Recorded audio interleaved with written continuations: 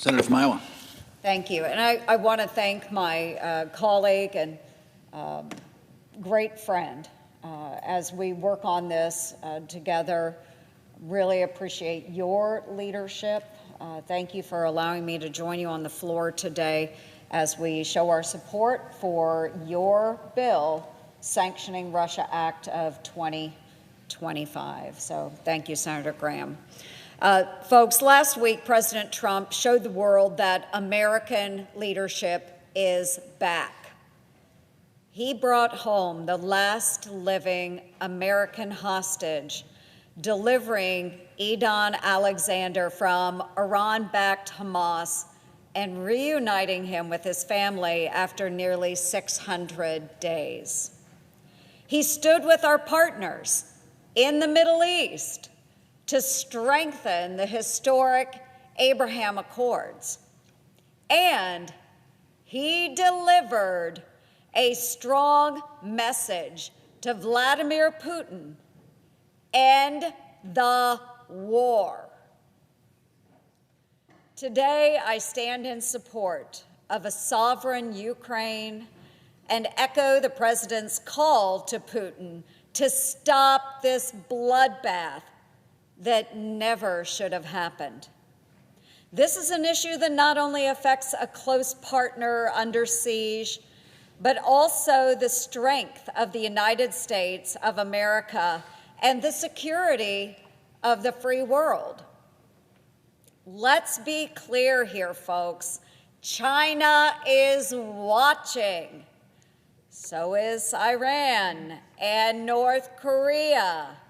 And of course, Vladimir Putin is watching too. They call it the new axis of evil for a reason. Mr. President, I personally witnessed and experienced the growth of the U.S.-Ukrainian relationship when I visited Ukraine in its waning days of Soviet control as part of an agricultural student exchange program. This was in 1989, and I had the privilege of living with a Ukrainian family on a very small collective farm. Now, as we got together, there were a number of us Iowa students on that exchange, and again, it was an agricultural exchange. We came together, each of us with our families, in a group setting, one of the very first nights that we were on that collective. And again, with the premise of an agricultural exchange, we were farming tomatoes, working with the cattle and the hogs, very small collective. We came together and the Ukrainians wanted to ask us questions. So all of us American students, all of us from Iowa, we sat down with our Ukrainian families and we expected to talk about agriculture. Iowa agriculture versus Ukrainian agriculture.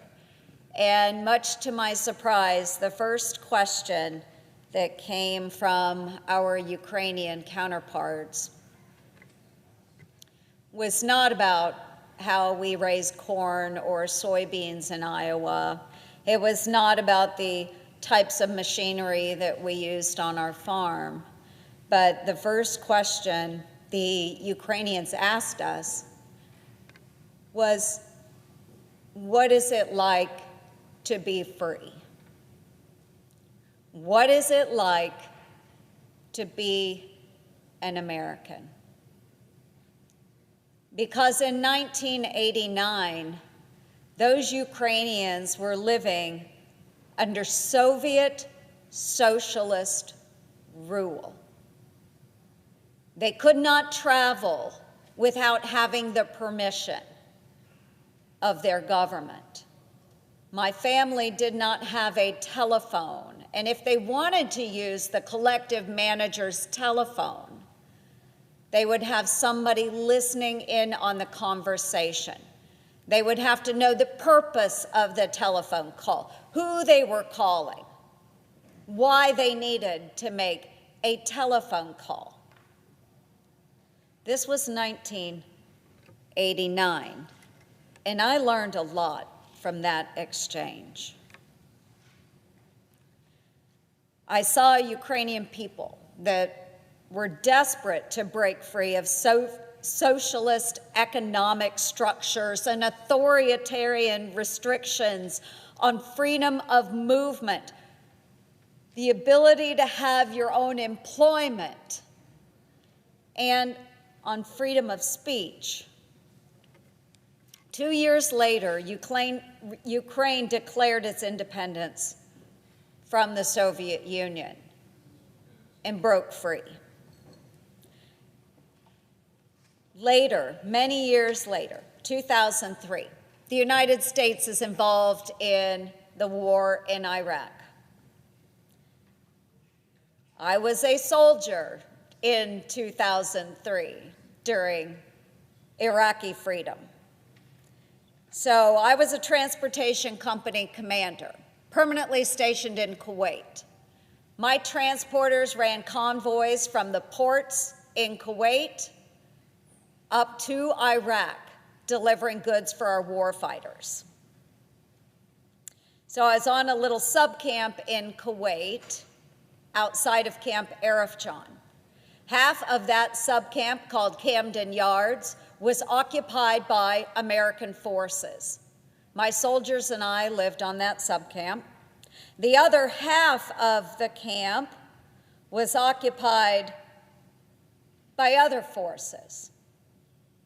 Those other forces were Ukrainian soldiers. Ukraine's not part of NATO.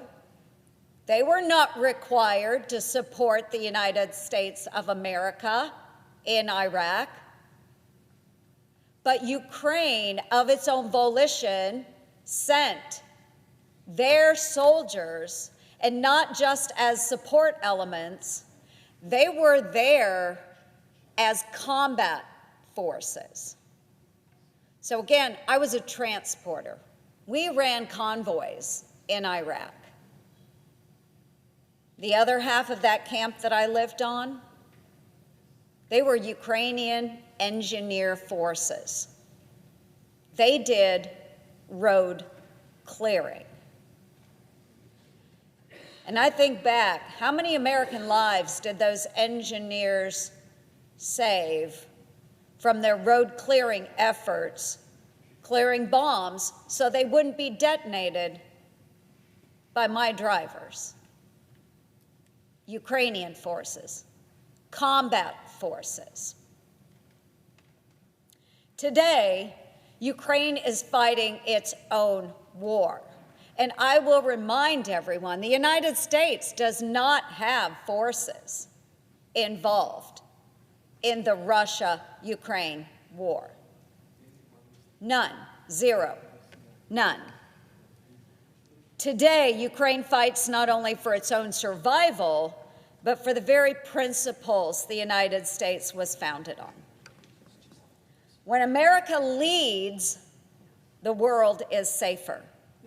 When we disengage and when we retreat, like we saw for the last 4 years under the Biden administration, chaos fills the void.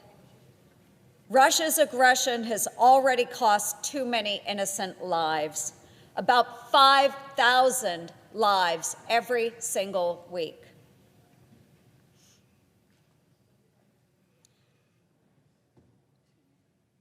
Too many innocent lives, folks, which is why I support President Trump's efforts to get a peace deal done now. Vladimir Putin cannot keep tapping the United States of America along. I vow to keep working with my colleagues to equip the president with all the tools necessary to hold Russia accountable, including sanctioning Russia and its supporters if they continue to drag out these peace talks and carry on with the needless bloodshed. So this war that never should have started can come to an end. Thank you, Mr. President. I yield the floor.